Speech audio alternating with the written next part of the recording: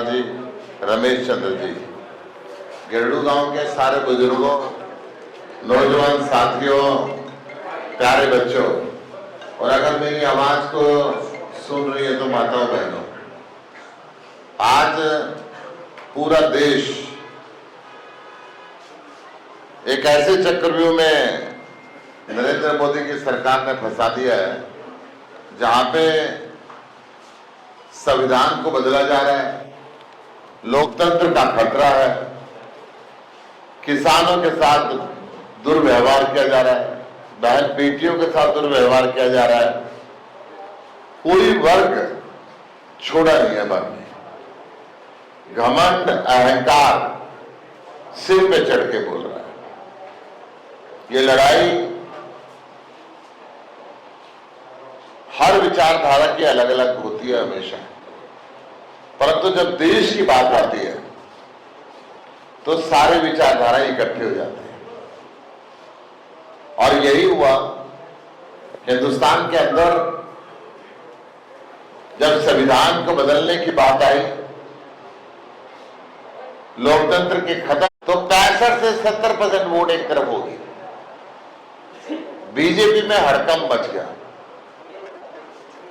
BJP घबरा गई। खेलो India, startup India, make in India, 24 घंटे इंडिया इंडिया कहने वाले नरेंद्र मोदी इंडिया के नाम से घबराने लगे और सब जगह से इंडिया को हटाने लगे, क्योंकि उनको पता था जो मर्जी कर ले जीतेगा तो इंडिया। दबाव डाला गया, ईडी भेजी गई, सरकारें तोड़ देंगे, आप गठबंधन को तोड़ दो। किसी ने उनकी बात को सुना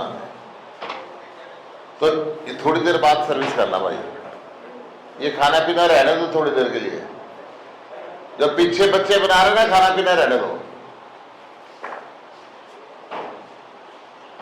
सबसे पहले इन्होंने, जो इतिहास में कभी नहीं हुआ,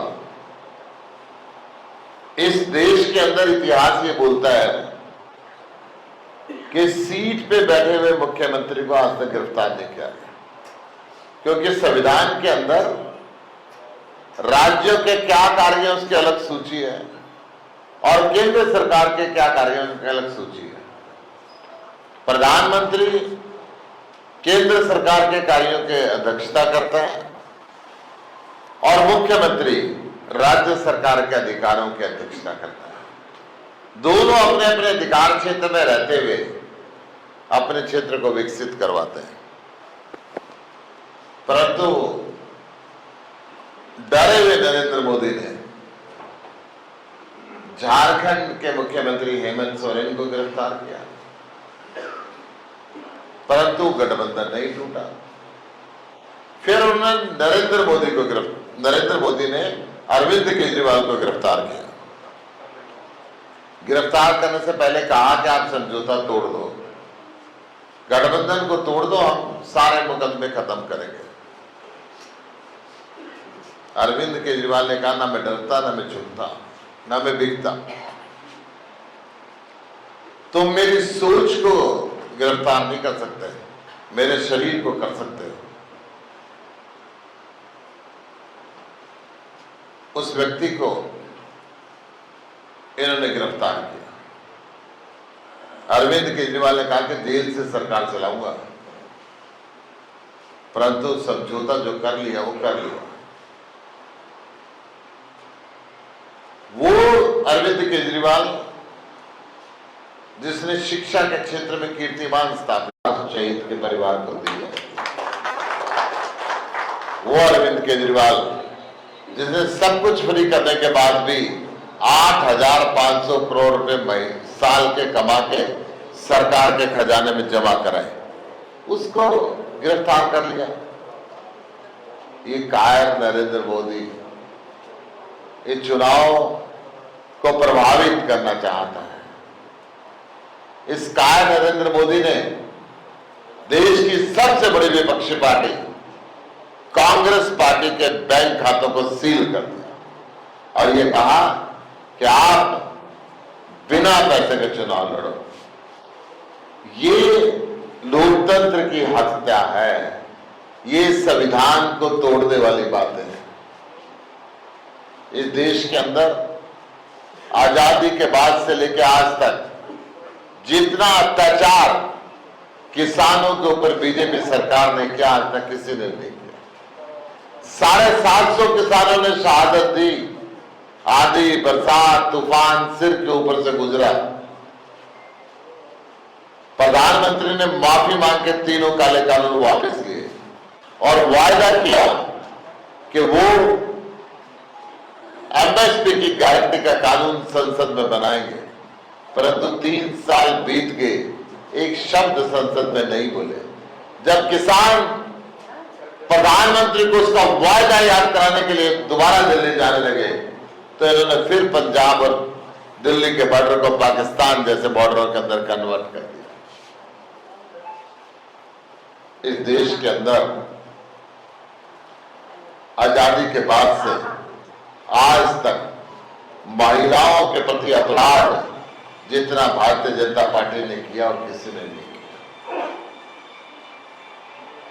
1 सवा साल तक लगातार मणिपुर में बहन बेटियों को निर्वस्त्र घुमाया गया। जाति और धर्म के नाम पर नंगा नाच खेला गया। संसद के अंदर हम चिल्लाते रहे, परंतु एक शब्द नरेंद्र मोदी ना किसान पे बोला और ना मणिपुर पे बोला। जंतर मंतर पे पहलवान बेटियों के साथ जो दुराचार इनके सांसद ब्रजभूषण शरण ने किया, पेड़वा के अंदर इनके मंत्री संदीप सिंह ने जो जूनियर कोच के साथ व्यवहार किया, हर रोज अखबारों में जो सुर्खियों में महिलाओं के साथ दुराचार की बात आती है, सारा देश इस बात को देखता है।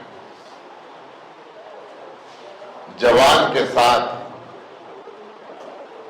जितना अत्याचार बीजेपी ने किया, अब तक किसी ने नहीं किया।